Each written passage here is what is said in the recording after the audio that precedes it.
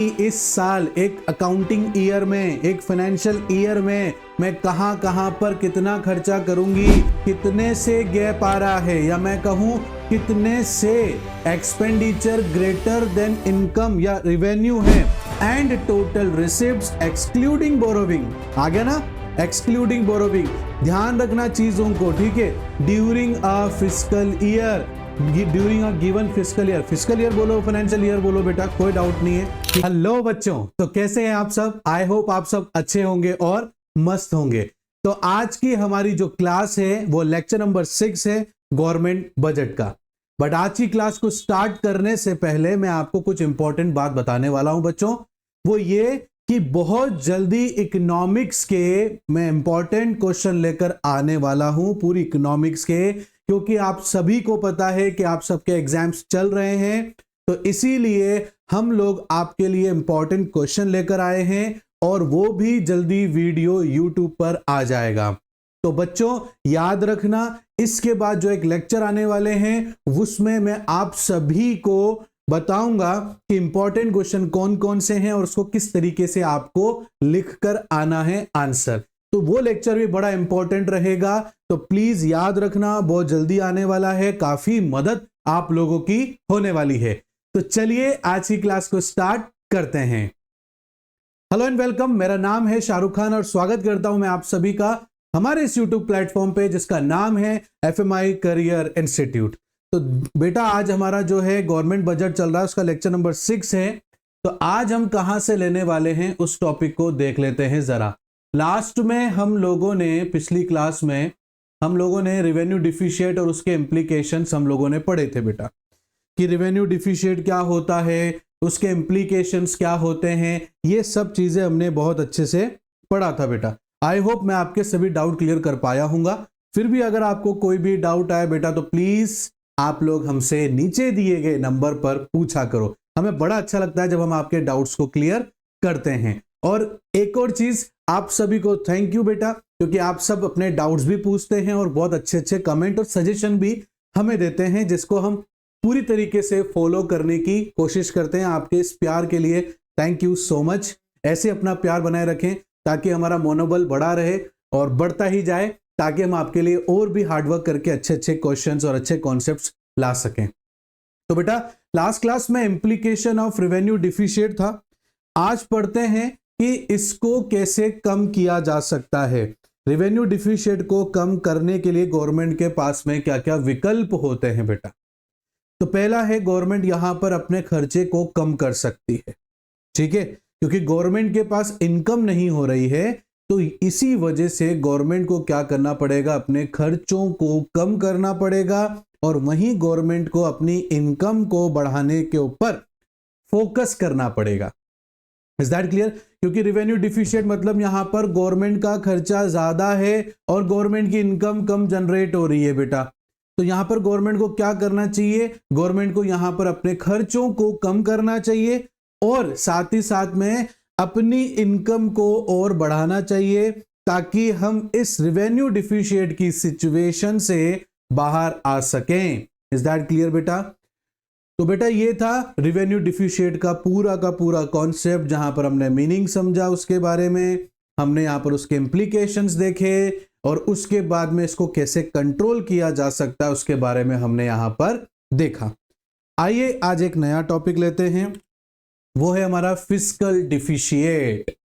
Fiscal मतलब मैंने आपको पहले बताया था, फिस्कल पॉलिसी। फिस्कल पॉलिसी जहां पर गवर्नमेंट अपने खर्चे और अपने इनकम के बारे में लिखती है, या जहां पर वो पॉलिसी बनाती है कि इस साल एक अकाउंटिंग ईयर में, एक फाइनेंशियल ईयर में मैं कहां कहां पर कितना खर्चा करूंगी और कहां कहां से कितना कितना पैसा जनरेट करूंगी। इस सभी को जो हम हिसाब लगाते हैं या जो गवर्नमेंट जो है इन सब का जो मेजरमेंट करती है उसे फिस्कल पॉलिसी बोलते हैं। इज दैट क्लियर बेटा? तो फिस्कल पॉलिसी से एक वर्ड आया है फिस्कल डिफिशिएट। फिस्कल डिफिशिएट क्या होता है? तो देखो बेटा, फिस्कल डिफिशिएट मतलब यहां पर ये हो गया कि जो फिस्कल पॉलिसी में हमने देखा था कि जहां पर गवर्नमेंट ये डिसाइड करती है वो कितनी इनकम कैसे कैसे और कहां कहां से जनरेट करेगी और कहां कहां पर खर्चा करेगी, ये फिस्कल पॉलिसी था। बट डिफिशिएट का मतलब यहां पर क्या हो गया, जब गवर्नमेंट का ज्यादा खर्चा हो और ज्यादा खर्चा हो गवर्नमेंट का और गवर्नमेंट का रिवेन्यू कम जनरेट हो रहा हो, इन दोनों के बीच में कितना डिफरेंस आ रहा है। Is that clear? जैसे सपोज करो गवर्नमेंट खर्चा कर रही है 4 और गवर्नमेंट की इनकम हो रही है 2, तो कितने का डिफरेंस आ रहा है? 2 रुपीज का। यही फिस्कल डिफिशिएट है। इज दैट क्लियर बेटा? क्या है ये? यही फिस्कल डिफिशिएट है। Is that clear? कितने से गैप आ रहा है, या मैं कहूं कितने से एक्सपेंडिचर ग्रेटर देन इनकम या रिवेन्यू है, कितने अमाउंट से ग्रेटर है एक्सपेंडिचर इनकम से, उसी को हम फिस्कल डिफिशिएट कहेंगे। बट एक बात का ध्यान रखना, इज दैट क्लियर? ये जितने भी शॉर्ट नोट्स इनको बेटा लिख लेना आप लोग, ये काफी मदद आएंगे आप लोगों के। तो वो एक बात क्या थी? वो एक बात ये थी कि इसमें गवर्नमेंट की कोई भी बोरोविंग्स नहीं ली जाएगी। मतलब ये जो 2 रुपए हैं गवर्नमेंट के, इसमें इस 2 रुपए में गवर्नमेंट का कोई लोन का पैसा इंक्लूड नहीं है। ठीक है, ये सिर्फ गवर्नमेंट की इनकम है, कमाई है जो गवर्नमेंट ने कमाई है। लोन नहीं लेना है बेटा, इसके अंदर लोन को ऐड नहीं करना है इस रिवेन्यू के अंदर। सिर्फ गवर्नमेंट की जो इनकम है, जैसे वो किसी डायरेक्ट टैक्स से हो रही हो, किसी इनडायरेक्ट टैक्स से हो रही हो, ठीक है ना, किसी पेनल्टी से हो रही हो, ठीक है, इन सब से जो गवर्नमेंट की इनकम हो रही है वही इनकम लेस होगी एक्सपेंडिचर से। यूं नहीं कि आप लोन भी इसमें ऐड कर दोगे, जो लोन का पैसा आ रहा है वो भी ऐड कर दोगे, नहीं, जो गवर्नमेंट की इनकम है उससे टोटल एक्सपेंडिचर में से लेस करोगे, तो जो डिफरेंस आ रहा है वही डिफरेंस फिस्कल डिफिशिएट कहलाता है। इज दैट क्लियर बेटा? बात समझ में आ रही है ना आप लोगों को? देखो लिख भी रखा है, fiscal deficit is the difference between the government's total expenditure and total receipts excluding borrowing. आ गया ना? Excluding borrowing. ध्यान रखना चीजों को, ठीक है? During a fiscal year, during a given fiscal year, fiscal year बोलो, फाइनेंशियल ईयर बोलो बेटा, कोई डाउट नहीं है, ठीक है? तो इस बात को ध्यान रखना। तो ये हमारा फिस्कल डिफिशिएट है। आई होप आपको समझ में आया होगा। आगे देखते हैं।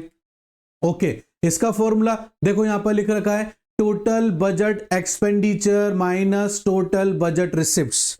जितना बजट हमने खर्चे का बनाया और जितना बजट हमने रिसिप्ट्स का बनाया, अनफॉर्चुनेटली खर्चे का बजट ज्यादा है और रिसिप्ट्स का बजट कम है। और कितने से कम है?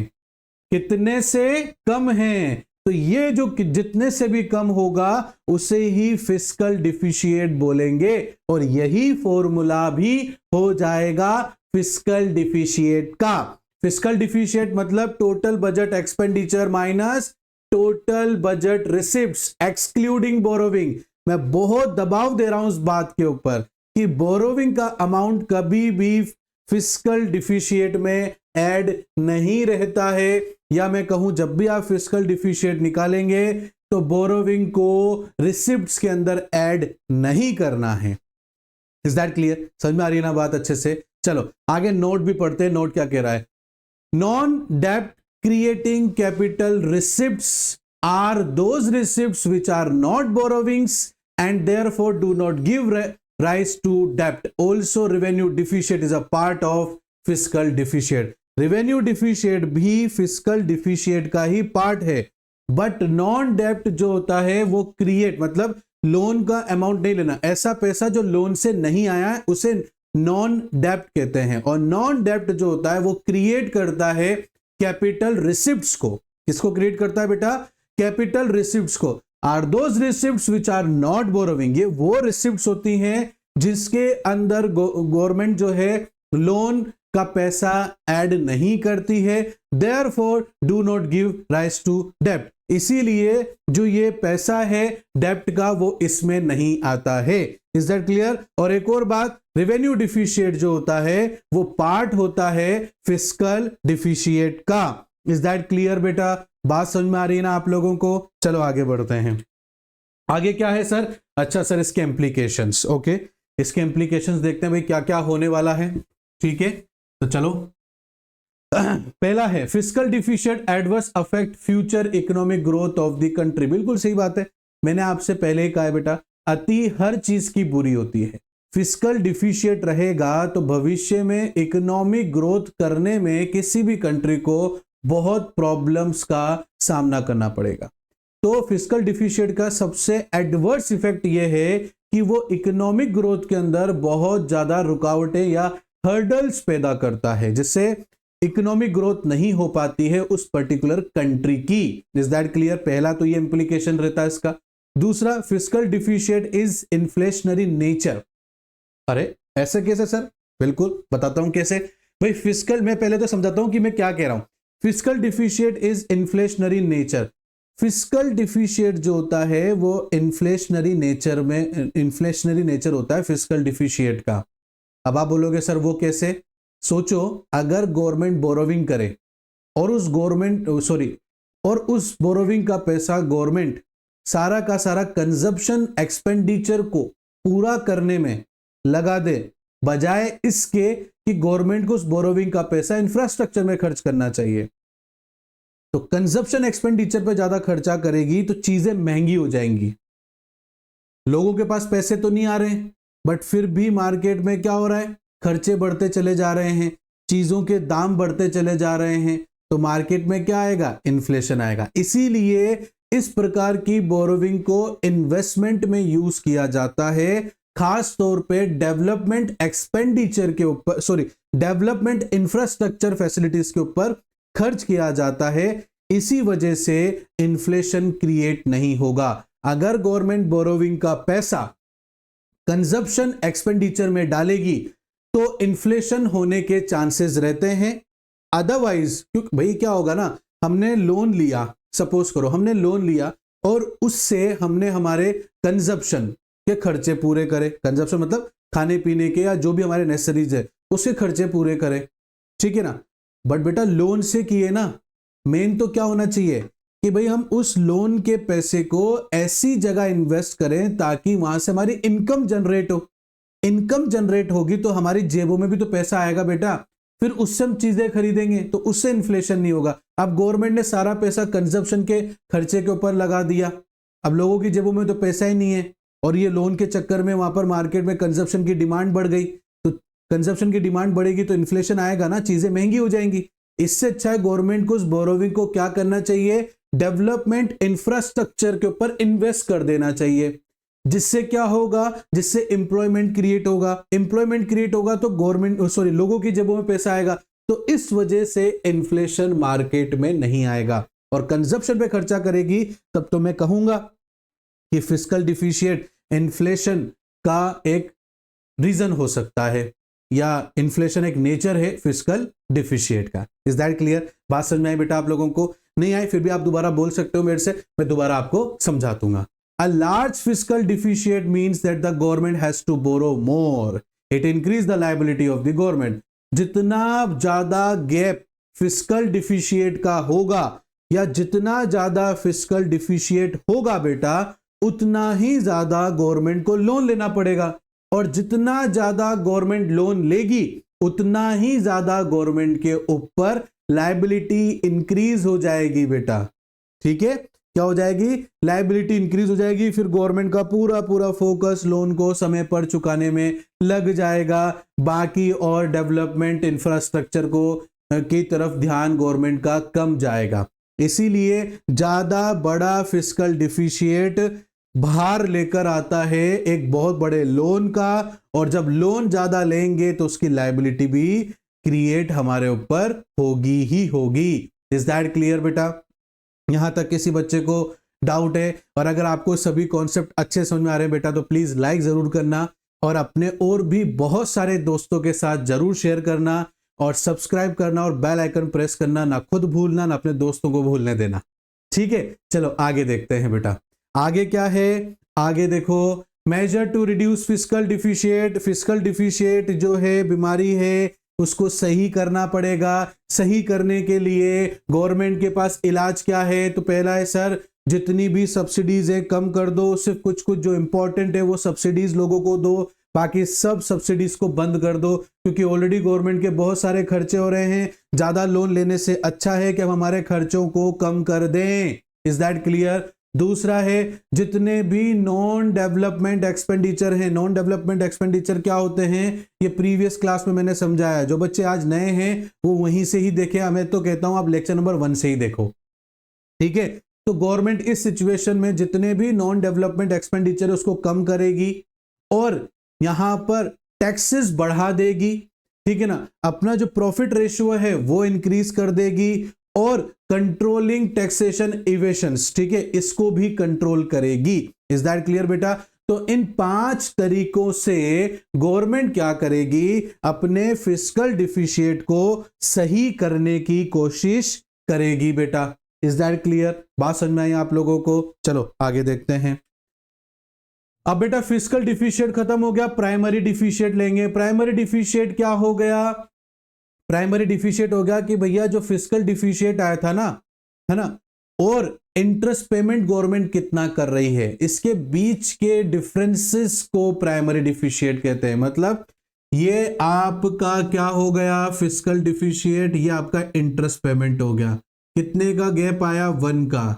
यही आपका प्राइमरी डिफिशिएट कहलाएगा, जहां पर फिस्कल डिफिशिएट और यहां पर इंटरेस्ट पेमेंट के बीच का जो माइनस करने पर जो अमाउंट आएगा वही आपका प्राइमरी डिफिशिएट होगा। भाई यहां पर हमें यह पता चलेगा कि गवर्नमेंट का एक्सपेंडिचर गवर्नमेंट के लोन से कितना ज्यादा है, ताकि हमें एक बात पता लग सके, वो ये कि इस फिस्कल डिफिशिएट की सिचुएशन से बाहर आने के लिए गवर्नमेंट को और कितने लोन की जरूरत है। भाई इतना इंटरेस्ट पे हो रहा है, ठीक है ना, इतना फिस्कल डिफिशिएट और उसमें से इतना इंटरेस्ट पे हो रहा है, तो ये जो गैप आ रहा है इतना अपन को और इंटरेस्ट क्रिएट करना पड़ेगा। मतलब इंटरेस्ट क्रिएट करने का मतलब क्या होगा, इतना लोन और लेना पड़ेगा या इतना इंटरेस्ट और देना पड़ेगा, तब जाकर हमारा ये फिस्कल डिफिशिएट जो सिचुएशन है वो नॉर्मल सिचुएशन में आ सकेगी। Is that clear? इसलिए इसका फॉर्मूला है primary deficit equal to fiscal deficit minus interest payments. देखो आगे क्या बोल रहा है, देखो इंप्लीकेशन, इट इंडिकेट्स, ये हमें बताता है बोरोविंग रिक्वायरमेंट। बोला ना मैंने, ये 1 रुपया जो आया ये प्राइमरी डिफिशिएट है, ये बता रहा है आपको कि भैया हमें और भी लोन चाहिए, क्योंकि जितना हम पेमेंट कर रहे हैं ना इंटरेस्ट का वो कम है और फिस्कल डिफिशिएट अभी भी ज्यादा है। तो ये सीधे सीधे सिचुएशन हमें ये बताता है कि यहां पर प्राइमरी डिफिशिएट हमारी मदद करता है हमें ये पहचानने में, ये बताने में कि आपको अभी और भी बोरोविंग्स की नीड है, तभी जाकर आप फिस्कल डिफिशिएट को खत्म कर सकते हो। इसलिए लिखा है पर it indicates borrowing requirement of the government to meet fiscal deficit net of interest payments. Is that clear बेटा?